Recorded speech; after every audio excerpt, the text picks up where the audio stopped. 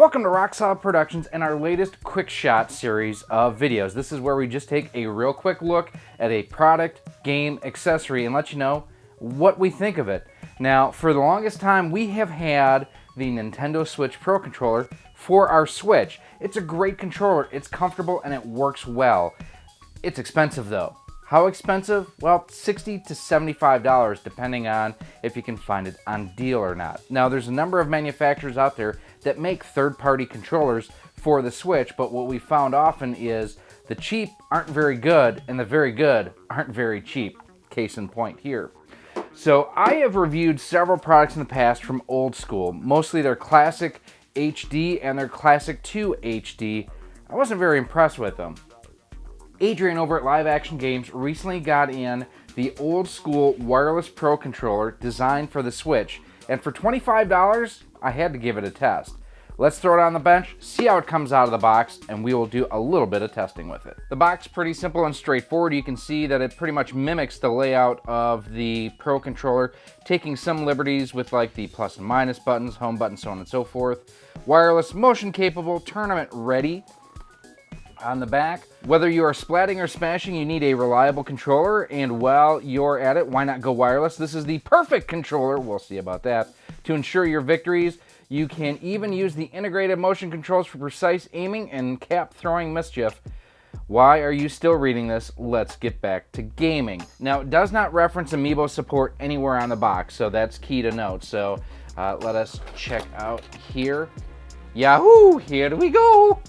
No inner like plastic or anything like that, it's just bubble wrapped. And do you have a micro USB cable or a USB-C cable? We'll find out. Looks like USB-C. Instructions and the controller itself. And I'm actually a bit bummed when I initially saw this and pulled it out. I saw this blue one. I'm like, oh, that's cool looking. No, you just peel that off. This is for you, John Riggs, to reveal the black. I think the blue would actually be kind of cool looking. So there's that, and there's also one on each of the grips. Here's the controller itself. You've got a plus and minus button, although I said plus while aiming at the minus. Your home button here, ABXY, D-pad, 2 analog sticks, of course. On the top, you have your capture button is there. Reset, I wonder what the reset's for. We'll check that out in the manual itself. The triggers feel pretty springy. We'll check out the overall fit and finish here in a second. Kind of a glossy finish to the controller plastics itself. Very smooth, a little bit on the slippery side. Now on the top, it is a USB-C port for charging. So that's actually a nice touch that they have on there. I do have Super Street Fighter 30th Anniversary Edition keyed up here. Before we do that though, what we're gonna do is we're gonna pair the controller. Now, I have not charged this out of the box. There should be enough of a residual charge to be able to get this done. So you can see the placement of the buttons and everything are pretty similar. I think the sticks are a little bit closer together on the Old Skool controller, but not much. I do like the shape of the thumbsticks themselves, where they're a little bit more concave, I think is where it caves in. ABXY buttons look almost identical. The plus and minus buttons are a little bit odd, but okay, whatever. D-pad pretty accurate as well. So we are going to change grip order here on our Switch. Hit the L and R.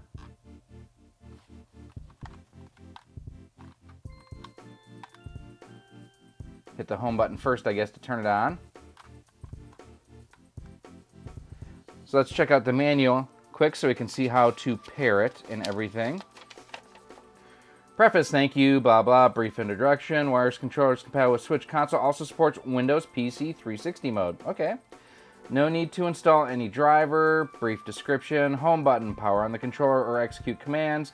D-pad, function buttons, left stick. Functional buttons. Screenshot button, take screenshots and store. Power off, reset. Short press on this button to disconnect a controller from console and reset the console. That's actually kind of neat. Let's see. Connect the Switch console for power and switch and make change grip order. Let's see. Press the LR on the controller. Ignore LR. Long press on Y plus home combination button and hold. What? This is really bad translation here. Power on switch console on the main interface of the console. Use your finger to click on controllers, change grip order to come to the interface. Press LR on the controller. Ignore LR. Long press on Y plus home. So on this, you don't press L and R to pair it to your Switch. You hit home and Y. That is dumb. D-U-M-B, dumb. So home and Y. 1 1000, 2 1000, 3 1000, 4 1000, 5 1000, nothing. Let's try this. We're going to hit the home button first. Y plus home. See if that works.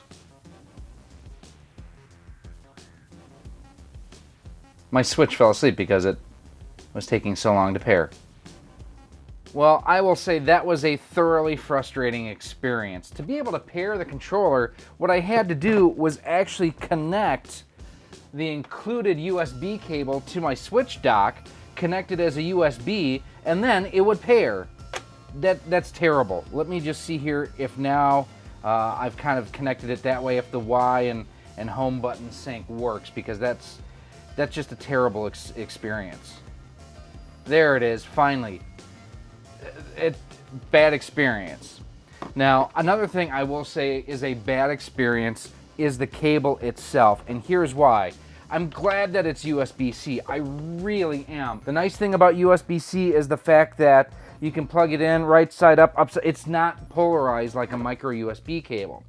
The thing that's terrible about this cable, however, is the fact and it's not even the cable, it's the controller. If you look at the difference in the width of the shroud around the cable itself, look how narrow that is. The reason for that, you need this cable to plug in to that port. The opening is that narrow. This is the cable that came with my Elgato, okay? It doesn't fit. There was no reason to keep this opening that closed, for lack of a better words. Like I say, initial reactions, I am not impressed. Analog sticks feel pretty smooth. They're clicky. D-pad feels okay. You know what I want to do first? Let's go to Amiibo. Hold an Amiibo to the touch point. Let's see if we get anything. Nothing there. Nothing.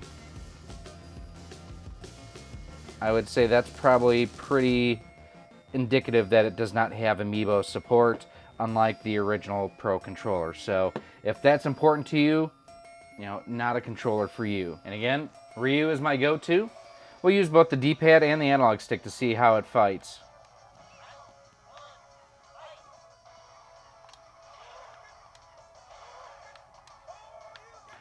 Well, the sticks are accurate, I gotta say that. Oh!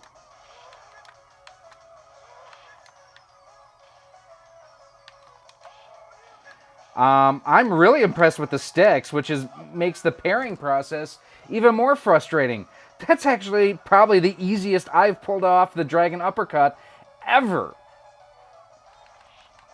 Ooh, nice flaming Dragon Uppercut. We got Ken there. We'll try one more real quick. Let's go home. Down a little bit. Go into Super Castlevania 4, just because that'll use all 4 face buttons on the controller itself. Sounds like the Wolfpack theme. Button presses seem accurate. D-pad feels good. I will say I have not felt any rumble in either game, to be honest with you. Handled the, down whip I like to do there. So far, so good.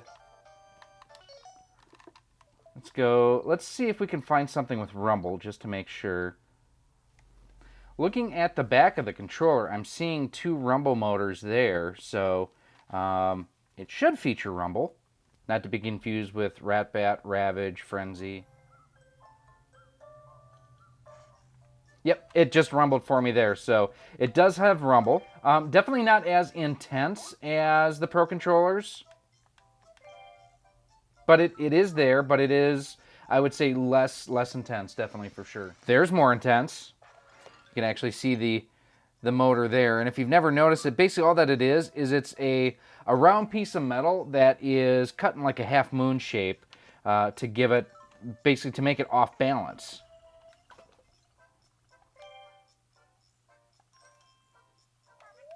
This is possibly one of my favorite games for the Switch. It is just, it's silly and it's fun.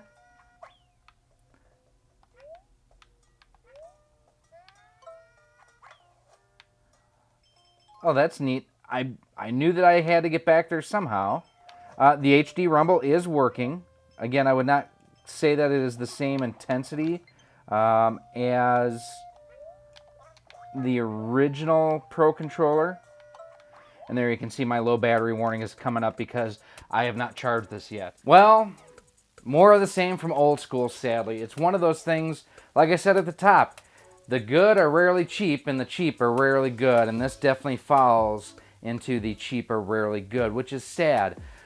It has a lot going for it. The analog sticks feel great. The button presses felt great, but you should never have that kind of an issue pairing like I did with this. Again, what I ended up having to do is to connect the USB cable from this to my dock with my Switch in docked mode to be able to get it to pair. If that's what the manufacturer wants you to do, call that out in the manual. The fact too that the opening for the USB-C cable is so small that you can really only use a limited number of cables, that's just bad design work too. If Amiibo support is important to you, not the controller for you. If you're looking for a Player 2, Player 3, Player 4 controller that is inexpensive and will work, this will do it for you. So if I was, playing 2-player with Street Fighter, I'm grabbing my Pro controller because, I mean, look at this. If you haven't seen how to go ahead and make your Pro controller look like this, I'll have a link up there for you. But this has got a great weight, a great heft, a great balance. Of course it will. It's OEM equipment. This one here, it feels slippery, and just, I'm really irritated about that pairing process. Shouldn't be that bad. Everything else worked really nice. Vibration rumble, it's there. The analog sticks feel good. Button presses were accurate. So Old School, do a little bit more homework on this. Come out with a firmware update. You should just hit LNR to pair. That's any other controller that I have bought for my Switch, regardless of manufacturer, they've gotten to make that work. You should as well. But these are just my opinions. Let me know what you think down in the comment section.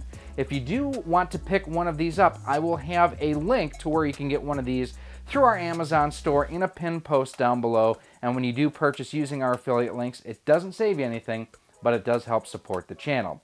Now, if you do have any other comments or questions, in addition to leaving a comment down below, you can always email me at rocksolidmail@gmail.com.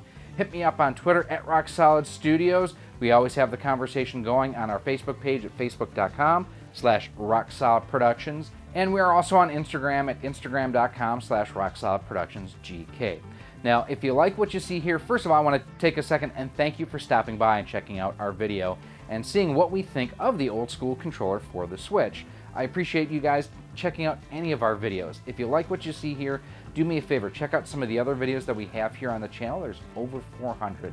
And if you really like what you see here and you want to see more, do me a huge favor, hit that subscribe button. That way each and every time we upload new videos, we go live, we have community posts, things along those lines, you're kept the most up to date. So Old School, you need to go back to school and do a little bit more work, better work on this guy here. It has potential.